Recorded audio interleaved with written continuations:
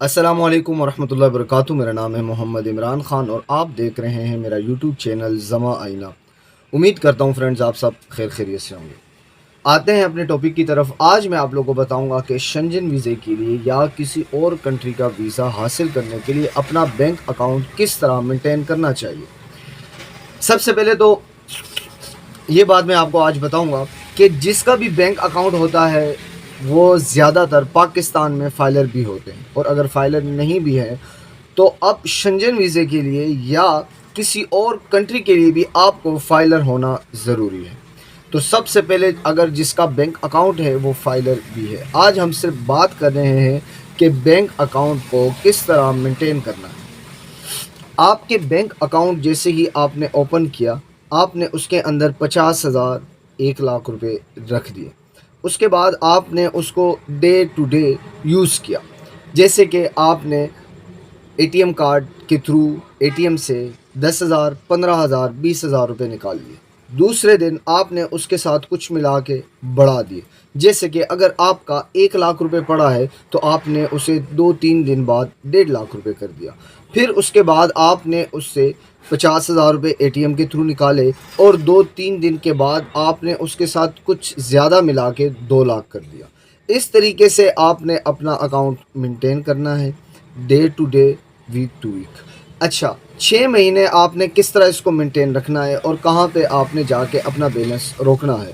اگر آپ نے خود اپنا کام کروانا ہے، کسی ایجنٹ سے نہیں کروانا، تو سب سے آسان طریقہ یہ ہے۔ اگر آپ کا ویزا ریفیوز بھی ہوتا ہے تو آپ کا اتنا نقصان نہیں ہوگا، لیکن آپ کو اس سے کچھ نہ کچھ حاصل ضرور ہوگا۔ تو اسی طرح آپ نے اپنا اکاؤنٹ یوز کرنا ہے۔ کلوزنگ بیلنس اس لیے چاہیے ہوتا ہے ان لوگوں کو کہ آپ اگر پاکستان سے کسی اور کنٹری جاتے ہیں تو آپ کے پاس اتنا بیلنس ہو کہ آپ ہماری کنٹری میں اسے یوز کر سکیں، جیسے کہ 12 لاکھ 13 لاکھ 14 لاکھ جتنا زیادہ ہو سکے۔ لیکن خیال کرنا کہ کوئی بھی اتنی اماؤنٹ زیادہ آپ بینک میں نہ رکھیں جس کا آپ کو بتانا پڑے کہ اس وجہ سے اماؤنٹ آئی تھی اور اس وجہ سے گئی تھی۔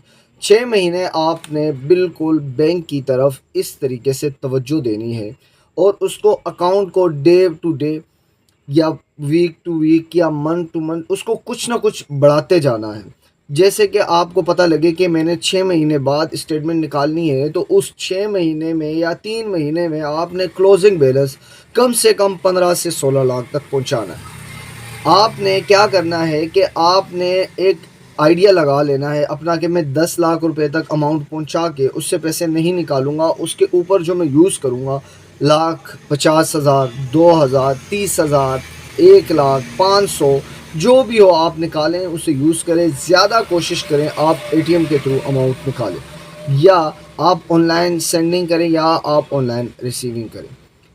اس سے یہ معلومات ہوتی ہے کہ آپ ایک کاروباری بن رہے ہیں اور آپ پاکستان میں اپنا ٹیکس پے کر رہے ہیں، اور آپ کا ایک بزنس ہے۔ جب آپ فائلر ہوتے ہیں کسی بھی شاپ یا کوئی بھی آپ کا بزنس ہوتا ہے تو وہ آپ اس میں مینشن کرتے ہیں، تبھی جا کے آپ فائلر ہوتے ہیں۔ کوئی بھی چھوٹا سا کاروبار آپ اس میں مینشن کریں۔ فائلر کے بارے میں بھی میں آپ کو بتاؤں گا، لیکن سب سے پہلے آج میں نے یہ بتانا تھا کیونکہ میرے 2-3 دوستوں نے ٹرائی کیا ہے اور ان کا کام 100% ہو گیا ہے۔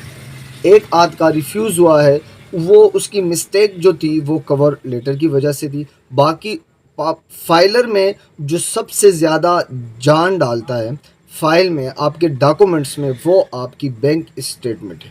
تو بینک اسٹیٹمنٹ کو اسی طرح آپ نے مینٹین کرنا ہے، اور پھر آپ نے کسی بھی کنٹری کے اپوائنٹمنٹ لینے کے بعد اپنی فائل جمع کرنی ہے۔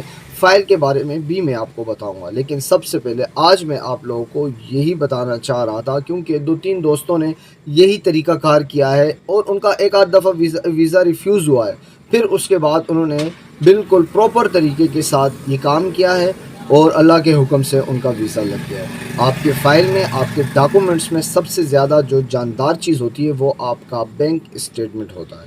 Thank you so much for watching my video. جزاک اللہ۔